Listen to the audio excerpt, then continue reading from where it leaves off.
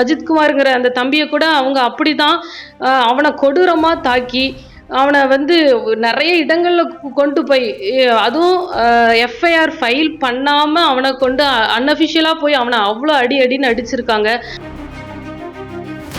10க்கு மேற்பட்ட காவலர்கள் என் தம்பியும் எங்க அப்பா மேலேயும் விழுந்து அவங்கள வந்து கொடூரமான 2020ஆம் ஆண்டு சாத்தான்குள காவலர்களால் படுகொலை செய்யப்பட்ட ஜெயராஜ் அவருடைய மூத்த மகனும் பெனிக்ஸ் அவருடைய மூத்த சகோதரியும் நான் பெர்சிஸ் பேசுறேன்.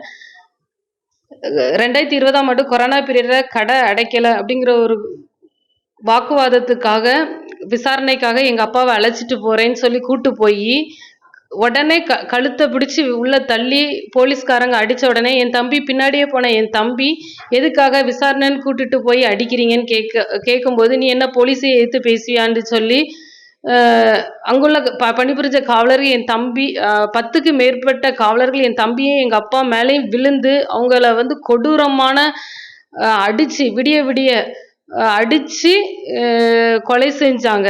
கொலை செஞ்சு 5 வருஷங்கள் ஆகுது. இந்த கேஸு கோர்ட்ல மதுரை முதன்மை நீதிமன்றத்துல வழக்கு நடந்து கொண்டு இருக்கு. 5 வருஷம் ஆயிட்டு. ஆனா எங்களுக்கான நீதி இன்னுமே வழங்கப்படல. நாங்க அதுக்காக இன்னும் போராடிக்கிட்டே இருக்கோம்.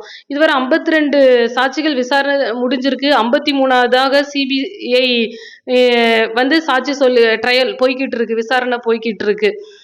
ஆனா எங்களுக்கான நீதி வந்து 5 வருஷம் ஆகுது. போதுமான சாட்சிகள் அவங்க தான் அந்த 10 காவலர்களும் குற்றவாளின்னு நிரூபிக்க போதுமான சாட்சிகள் இதுவரை விசாரிக்கப்பட்ட இதுல இருக்கு. ஆனாலும் எங்களுக்கான நீதி வழங்கப்படல. இது வந்து கால தாமதம் ஆகும் பொழுது என்னாகுதான் அதுக்கு பிறகு நிறைய கஸ்டடி டெத் நம்ம தமிழ்நாட்டுல நடந்துட்டு.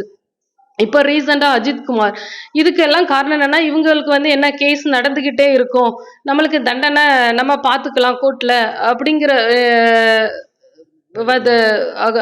ஒரு எண்ணங்கள் இந்த காவல்துறையில பணிபுரிய காவலர்களுக்கு இருக்கிறதுனால திருப்பி இவங்க வந்து அப்பாவி மக்களையும் பாமர நடுத்தர மக்களையும் அடிச்சு கொலை செய்யறாங்க. இந்த பையனை கூட அஜித்குமார்ங்கிற அந்த தம்பியை கூட அவங்க அப்படிதான் அவனை கொடூரமா தாக்கி அவனை வந்து நிறைய இடங்கள்ல கொண்டு போய் அதுவும் எஃப்ஐஆர் ஃபைல் பண்ணாம அவனை கொண்டு அன்அஃபிஷியலா போய் அவனை அவ்வளோ அடின்னு அடிச்சிருக்காங்க. தண்ணி கேட்டதுக்கு அவனுக்கு மிளகா பொடியில தண்ணியில கலந்து கொடுத்து மிருகத்தை விட மோசமானவர்களாக அந்த காவலர்கள் வந்து நடந்திருக்காங்க. எங்க கேஸ்ல நான் என்ன நினைக்கிறேன், இது நீதி விரைவா வழங்கப்பட்டு இருந்தா இதே போல கஸ்டடி டெத் நடந்திருக்காதுன்னு நாங்க நினைக்கிறோம். இதுல பாத்தீங்கன்னா இப்போ வெறும் 5 காவலர்கள் தான் அரெஸ்ட் ஆயிருக்காங்க. மீதி யாரும் அரெஸ்ட் ஆகல. டிஎஸ்பியோ எஸ்பியோ யாருமே அரெஸ்ட் ஆகல. இப்போ இவங்களுக்கு என்ன சஸ்பென்ஷன் போது அவங்க ஃபேமிலி எந்த சஃபர் ஆகுறது இல்லை. நீதிமன்றத்துல வந்து வழக்கு நடைபெற்றிருக்கும். இவங்க ஃபேமிலிக்கு பணி பாதுகாப்புங்கிற பேர்ல அவங்களுக்கான சேலரிகள் 75% அவங்களுக்கு போய்கிட்டே இருக்குது. அப்போ கடுமையான கொலை செய்யணுங்கிற நோக்கத்தோட கொலை செய்யப்படும் பொழுது அதுவும் எல்லா சட்டத்திட்டங்களுக்கும் காவலர்களுக்கு ட்ரைனிங்ல சொல்லிதான் கொடுக்குறாங்க. அப்போ அவங்களே அதை கையில எடுக்கும் பொழுது அது அவங்களுக்கு கடுமையான என்ன உச்சபட்ச தண்டனை உண்டு அதை வழங்கணும்.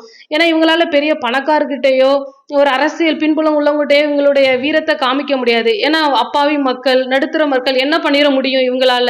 இவங்களுக்கு யார் இருக்கா, யாரு வருவாங்கிற ஒரு தைரியத்துல எங்க அப்பாவும் என் தம்பியும் அப்படிதான். யாரு வந்துடுற அப்பாவும் மகனும் 2 பேரும் சேர்ந்து உள்ள வந்துகிட்டாங்க அப்படிங்கிற ஒரு நோக்கத்தோடயே தான் அடிச்சு அவங்க அப்படி கொண்டுட்டாங்க. இந்த தம்பியை கூட அப்படிதான் அடிச்சு, ஏன்னா ஏழைங்க யாரு வரப்போறாங்கிற ஒரு எண்ணத்துல அவனை அடிச்சு கொலை செஞ்சுட்டாங்க.